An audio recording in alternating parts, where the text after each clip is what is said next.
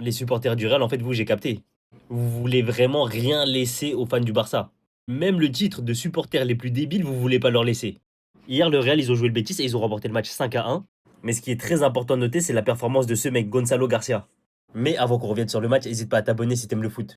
Là, vous avez la compo. On a un 4-4-2, mais on le sait tous, dans la réalité, c'est plus un 4-3-3 avec Rodrigo qui est plus haut. Et du coup, Gonzalo Garcia en 9. Et on note aussi l'absence de Kylian Mbappé dans ce 11 qui était dans les tribunes pour blessure. Et pendant ce match, on a vu un Real qui était beaucoup plus équilibré, que ce soit au milieu ou offensivement. Et moi, j'ai rien contre Mbappé, hein, mais il est vrai qu'au poste de 9, Gonzalo Garcia a l'air de faire un meilleur taf que lui. Maintenant, une fois que tu as vu ça et que tu as vu la performance au global du Real hier, comment ta première réflexion c'est Vinicius ne doit plus jouer, c'est Mbappé qui doit retourner à gauche. Alors, est-ce que le Real serait meilleur avec Mbappé à gauche ou avec Vinicius? Ça, je sais pas.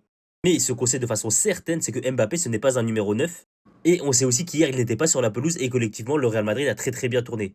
Premièrement, on n'a aucune garantie que Mbappé fera mieux le taf que Vinicius à gauche. Et deuxièmement, on ne sait même pas si Mbappé va accepter de retourner à gauche. Parce que ça fait 2-3 ans, il veut absolument jouer à la pointe de l'attaque, il se prend pour un faux neuf qu'il n'est absolument pas. Et je le vois extrêmement mal se mettre au service de Gonzalo Garcia.